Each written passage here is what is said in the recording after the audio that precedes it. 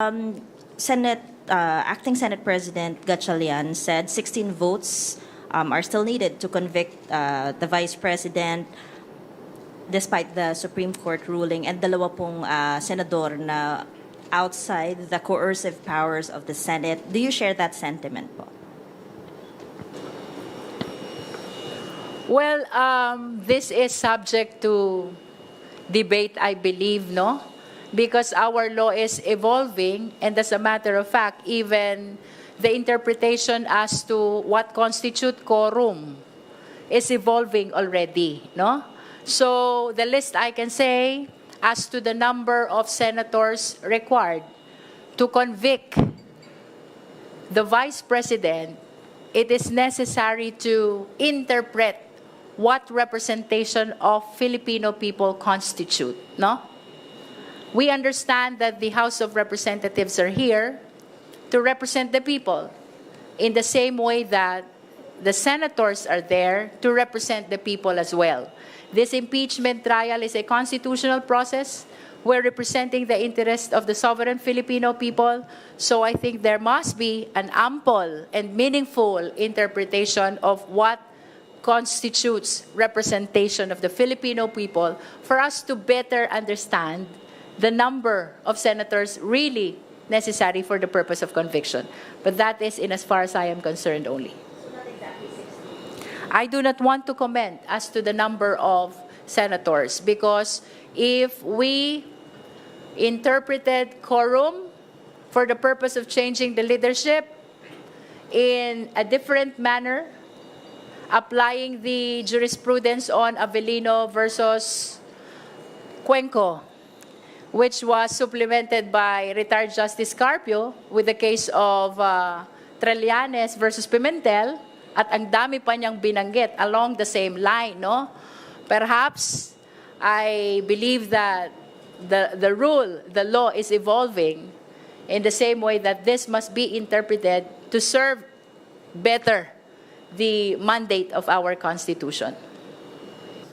Good afternoon. Good afternoon po. On ano lang po, sundutin ko lang about the weight of the evidence. What happens if the Vice President refuses to recognize the issuance of pretrial order?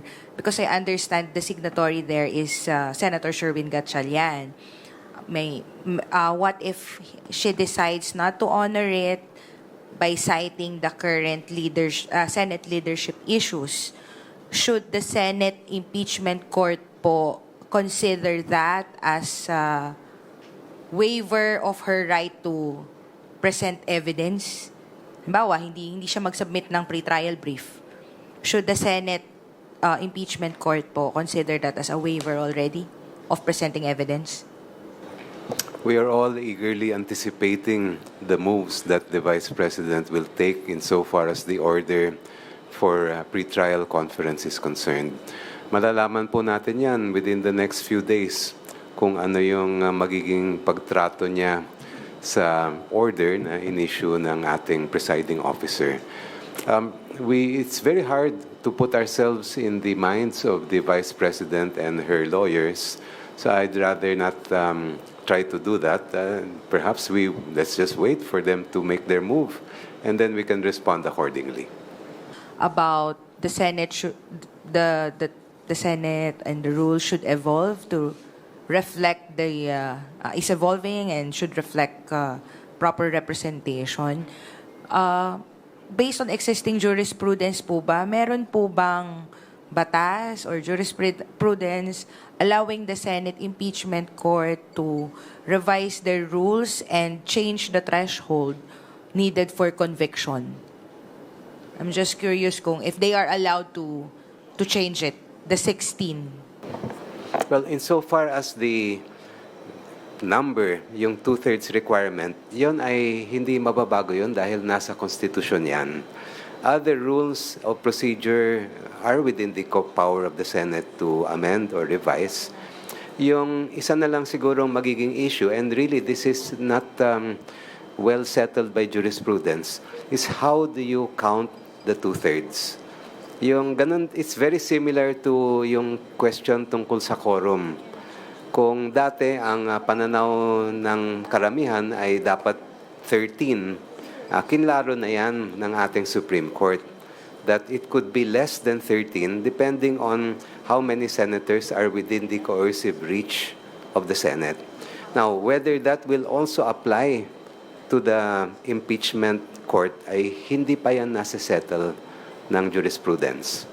So, hindi rin natin alam kung paano ang magiging pagpapasya ng Supreme Court kung sakasakaling umabot doon itong issue. Alalahanin natin the reason why the House of Representatives is here, why the Senate is there. Isa lang ang dahilan. That is to represent the interest of the Filipino people. Doon sa usapin ng change of leadership, narinig natin yung term na within the coercive means of the Senate.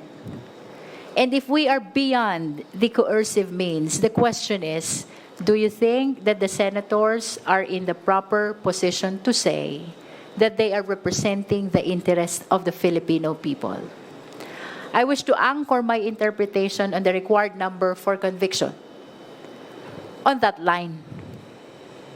Kung makaka-attend, kung makaka-participate, kung makakaboto, then you are representing the interest of the Filipino people.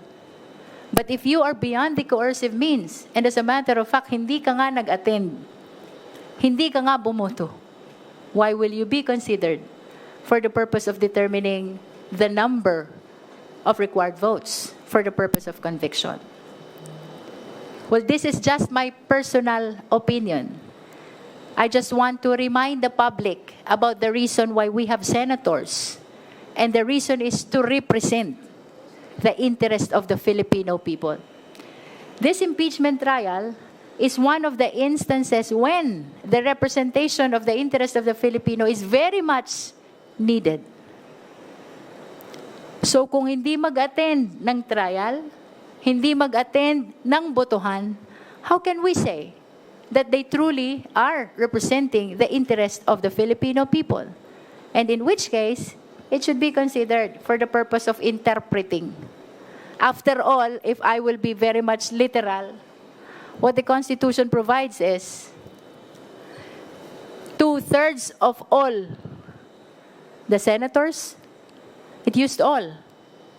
It did not use 24. So it is important to hear as well what the Supreme Court will say about this.